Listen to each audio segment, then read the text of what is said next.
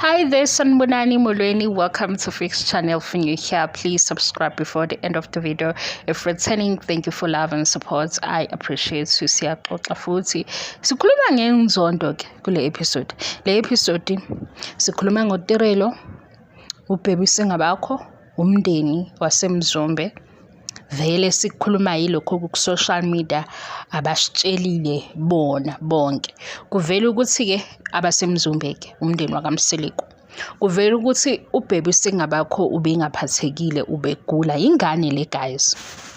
Ukuthi mina ngiyangisabisa ingakho mhlawumbe lento ngithi ngiyayixoxa futhi kufanele ukuthi ngiphindile kodwa guys mina ngiyangisabisa abantu besifazane kakhulu because nginento yokuthi obhuti nomalume nobaba abekho invested kangako kule ndaba yalezi ingane.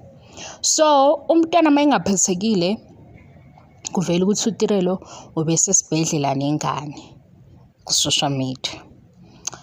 Ingane ke ngicabanga ukuthi right manje noma ngabe yini lokho obekukhona abantwana abancane vele bayashesha ukuba nezinto umkhuhlane noma yini ngisho iweather mayingeyinhle umntana usheshe ebe nokubamba umkhuhlane. Khona ke othi uTirelo uyavela esibhedlela eMzumbe kunezimoto ezingaka abekho abayile abahambanga bayombona kusho ukuthi abamthandi ihamba lapho ke lento engizokhuluma ngayo kusho ukuthi abamthandi and lo obeka le comment uyibeka sakuthi uyamhleka uhleka ukuthi shuthi akayona ifave ngoba nengane nakho abahamba ngokuyibona esibhedlela sorry indaba yakhe ayikhulunywa. Hey guys, umoya wenu woniwe yini? Woniwe yini umoya wenu? Ngoba ingane lena ke esingena la. Ngake ngacela ngathi mina yabonga njengoba sizokhuluma ngalo mndeni noma yimiphi eminye imindeni mase kufaka izingane phakathi singathi singaba nendlela yokwehlela ngezansi kufane nokuthi nathi siyabazala uqobo. Wena ungajabuliswa yileyo nto konke ku right sithando sami siswami madadewethu anti noma mhlambe ivele ekutheni akayona ifave yakhe okay sayizwa leka ke umuntu okuphoqa ukuthi uyibathanda ubani abe ifave yakho ngenkani. Indaba yengane kufanele ngabe nje wena uthi ufisa umntwana engathi upholile ufisa umntwana ukuthi abe right ngoba kusiyo phela into enhle yokuthi ingane ayiphathekile kahle yaze yafika esibhedlela kodwa ufisa ukuthi abe right umntwana. Wena ugijimela ukuthi uhleke ukuthi awuboni umuntu waseMzumbe ovelayo ukuthi ufikile esibhedlela noma after ke kwenzakaleni yileyo nto iyakuhlekisa. Hayi nina guys ngeke bakwethu hayibo. Niyakhumbula ngesikhathi seCovid ngizoyibala iCovid cha ngiyasola iCovid yafika nomoya owasala and kuyakushiwo ukuthi iCovid izosimosha emqondweni ngendlela yokuthi kuzomela ukuthi kube necounseling esizonikwa yona nje sonke. Angazama ukuthi babezokwenza kanjani noma babezokwenza ku TV ukuthi sizoke silalele kukhona abantu abasilulekayo ngokomqondo ngoba ikhona into errong. Ngeke wena ukuthi uhlekiswe ukuthi lo mawengane osemncane ubese esibhedlela mhlawumbe indlela othole ngayo esibhedlela ube yedwa noma ngingacacile ukuthi ube yedwa yini esibhedlela yabona nje ukuthi ubese esibhedlela ngoba wena ngithi umzali usisi omdala usisi omncane esibhedlela ulethe ingane ukufisa kwakho ukuthi le ngane ke iphile ingane iphuma esibhedlela liphumile leyo nto engabe bekuyiflu noma bekuyini nengane. Wena unomqondo wesithembu too much ongekho kusona. Wenze njani? Ufuna ukuthi how omayeni bebengekho esibhedlela ufuna ukuphushisa phela sezwe ubukuzwe emakhaya mabethetha bethi wena ukhuluma kakhulu engathi wakhulela kwesithembu. Sesiyabona manje ukuthi ukhulela kwesithembu lesi singavezwa kwizingane zesithembu lesangempela kunje. Yazi ukuthi ngisholani lama viewers nama followers nama fans hayi ayasiphila kwesithembu umuntu usiphila ekubo. Uyabona omunye ufuna ukula izimpi zamayeni, ufuna ukula izimpi zamacele, ufuna ukula izimpi zamakhumalo zamangwabe ngoba naye uselapha yakwisithembu phakathi bakwenza nakho-ke ey'nganeni. Asikho isidingo sokuthi uma ngathiwa ingane ayiphathekile kahle wena ubona ihlaya, hhayi ngeke.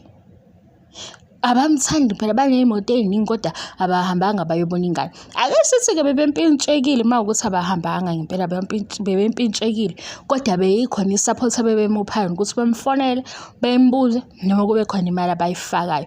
Wena uhlekani? Umoya wenu woniwe yini? Le COVID le, niyakhumbula kuthiwa khona izinto ey'ndiza phezulu zikhipha umoya onjani. Lowo moya-ke wasala kithi. Zidlekile iy'ngqondo zethu ukuthi ngisize zivume sonke. Ngeke sonke zivume. Iy'ngqondo khona kazidleke khona. Ngoba guys, izinto ezingahlekisi niyazihleka. Lapho ihlaya lingekho khona ufuna ukubona ihlaya. Khona nje nale trend le ade iyenziwa, sengikhuluma ngokuhleka izinto ezingahlekisi. Khona le trend ade iyenziwa lapha ku-TikTok ye-abuse. Hayibo, kuvela ukuthi-ke omunye upartner wakhe shuthi umshayi waze wacishe wahleka. Abantu behleka. Mina ngathi asifikanga la. Asifikanga kanje. Kuyithi thina siphelele. Ikhona into eyihambile. Ikhona into esiyidlile futhi idliwe eMzansi lento ngintshela. Uma ingadliwanga eMzansi khona umoya bafike bawuchela. Lo moya lo wathatha uhafu wengqondo. Hayi guys, angisho kabi. Nina ku-social media yonke into iyahlekisa, izinto ezingahlekisi, niyabhulishana. Abantu besifazane, omama abadala kunoTirelo bahleka ukuthi uTirelo besesibhedlela nengane. Yenze isense leyo nto. Yenze isense ngoba phela shuthi nginenkinga. Aunty, ogogo bayasinga bakho. Bahleka ukuthi ubhebe singa bakho ubese sibhedlela kodwa akuveli ogogo baseMzumbeke bese sibhedlela. Kanayo isibindi. Ngoba ilena engifuna ukukhuluma ngayo ngiyibone ku-social media. Manje ngizama ukuthola ukuthi iyiphi iphathi ehlekisayo. Hawu shuthi abamthandi-ke nakho hayi. Nisho ukuthi kumele simphoqe u-stepfather ngithi niyamazi, kumele simphoqe ukuthi leya counselling abangayenzanga basithembisa. Mina ngangilalele ngesikhathi se-COVID. Basithembisa bathi lesi sifo leli gciwane lizoba nokuthi lidle umqondo. Why? Sisejele manje. Angithi manje bese sicontrol ukuthi kukhulunywe ku-TV kwathiwani. Makuthiwa sihlale endlini singanyakazi sihlale. Makuthiwa akuphuma yedwa ehambe eyothenga esitolo ephume. Into esingayazi siyazi besicontrol ukuthi kuphume izwi. Ukuthi kuthiwe kwenziwani-ke kule nyanga. Uhamba yabo nje. Kwaba ne-remote esisiphethe sonke. Ngesikhathi-ke manje usaba ukuthi uzogula noma usaba ukuthi la ekhaya kini khona ogulayo, idolobho uhamba abantu uyabasaba uma ubona abantu kufanele ngasingasondelani. Yonke nje leyo nto leyo. Emva kwalapho kwenzakalani? Angikhulumi guys ngoba ngihlekisa ngempela i-COVID ikhona into eyayenza kithina sonke. Abanye bazovuma abanye ngeke bevume. Leya nto leya besiboshiwe kodwa singonanga lutho ngoba kukhona igciwane kuthiwa siyaphephiswa. Ngesikhathi siboshiwe-ke sesiphila impilo manje ukuthi siphethwe. Sesilindele ukuthi kuthiwe fellow South Africans kushiwo lokho kushiwo mase siyaqhubeka-ke senze njalo. Ngaphezu kwalokho load shedding-ke yona kwahamba ugesi uhamba nenye iphathi yengqondo. Wabuya ugesi sesiyaphuthuma. Manje i-counselling ibifuneka ngoba ngeke ogogo bey'ngane. Ogogo abafani nani. Phela ngithi sibe nabo ogogo naso ogogo banothando kabi. Nina senibe ogogo aba-wrong la online. Ugogo njani ohleka ukuthi umzukulu uyagula. Abayili ukuyombona esibhedlela.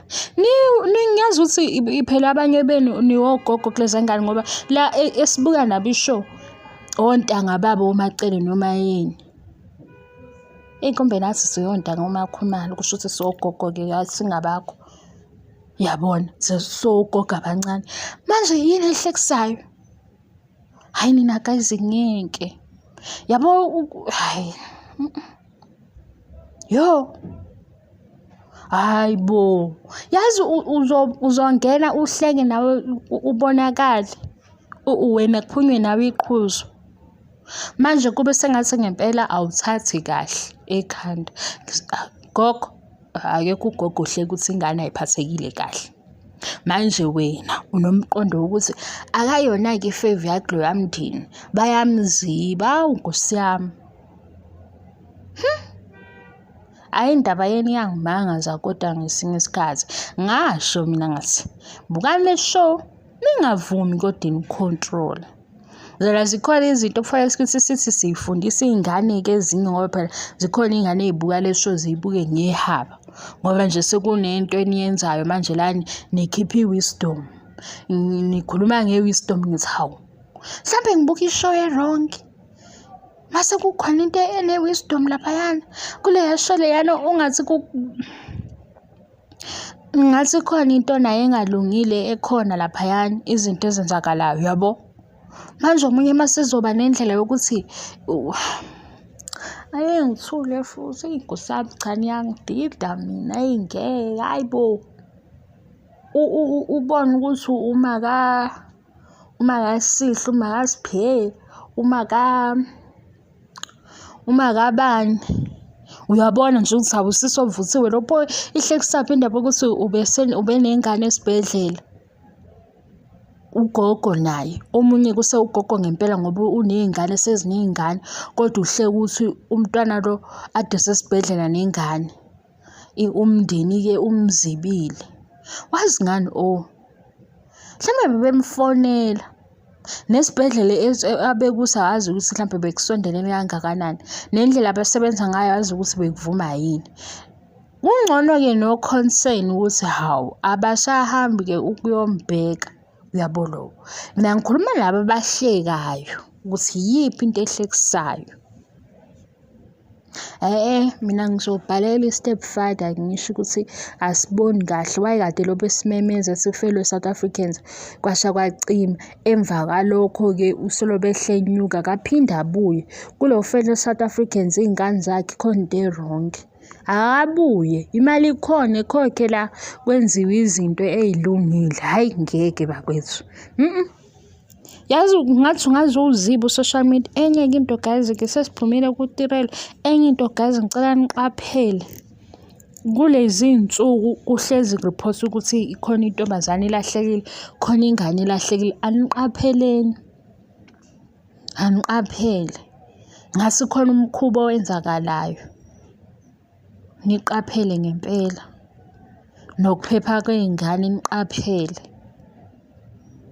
Engathi omalume mabebuyisa iy'ngane manje sekumele bey'fake phakathi ebone ukuthi ingane ingenile endlini.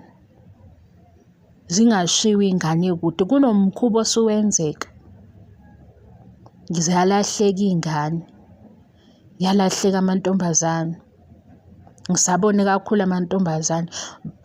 Kunomkhuba nje owenzekayo sazi ukuthi kwenzakalani nakho futhi into ekufanele inakwe le.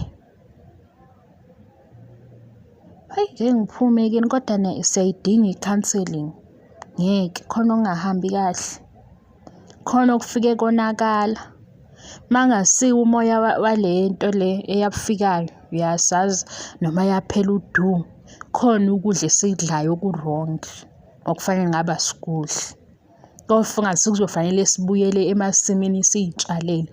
Wazi ukuthi uvuneni ngoba uma utshala uyazi ukuthi ukhiphani phansi okutshalwe uwena. Lento siyokudla ey'tolo sebesidayisela ngento engekho. Ngeke sibe nomsangano kanje kungenzekanga lutho.